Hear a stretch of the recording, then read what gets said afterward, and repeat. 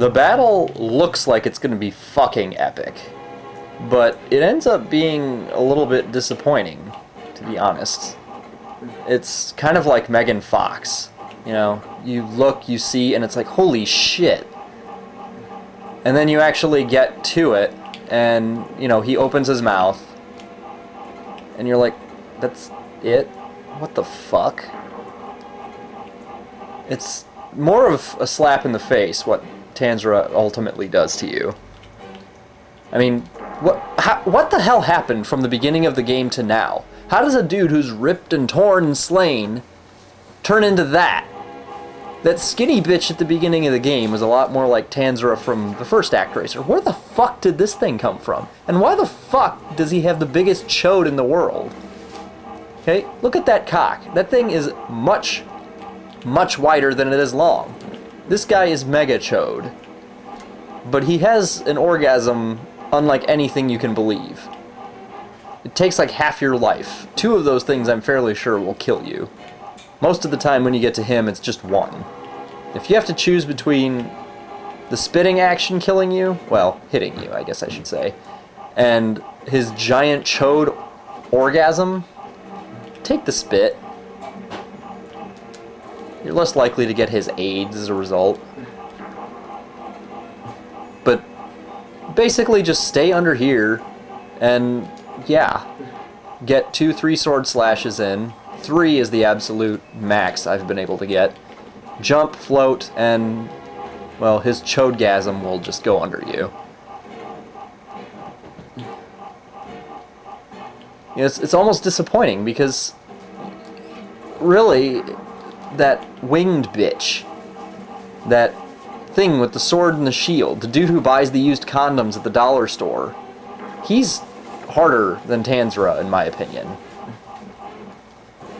But I guess you got to expect a dude to be a bad motherfucker when he buys not only used condoms, but used condoms that were on sale because they were broken.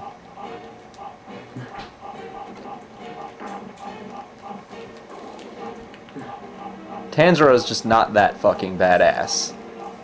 The battle in this is easier than the final battle in Actraiser 1 as far as I'm concerned.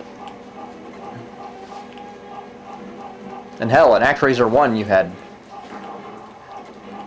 magic and everything, and the battle was still hard.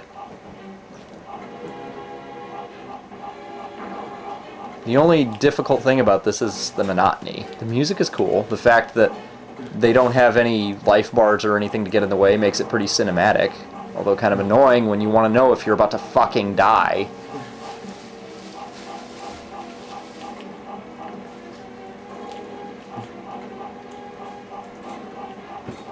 Yeah. The dragon is by far the hardest enemy in the game the second time you fight him. Followed closely by Mr. Used Condom. There are no harder enemies.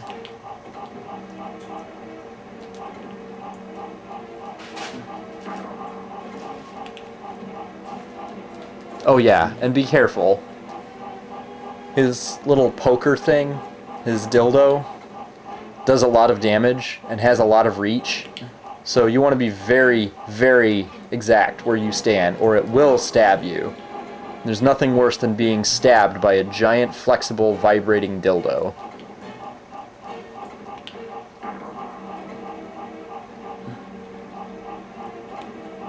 See, look at that. He's just barely missing me.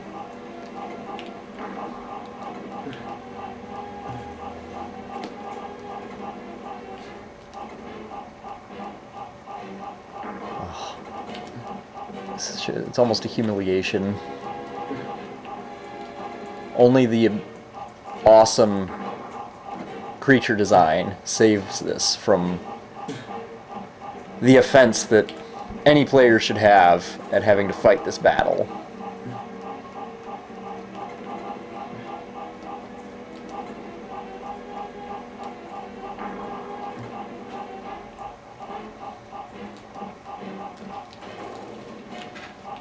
Oh, but now that I think about it, it gets even better when you get to the ending. Oh my god. I thought that, you know, Simon Belmont gets fucked. I've said that repeatedly. Kuros is on the fence, you know. I mean, he's... Sure, he got to hit a ton of chicks, but he's an STD factory now. You know, all those old stories that I used to tell, you know, the heroes that got fucked. I don't know if anybody got fucked nearly as bad as the Master. The Master may very well be the dude who gets fucked most for getting his job done.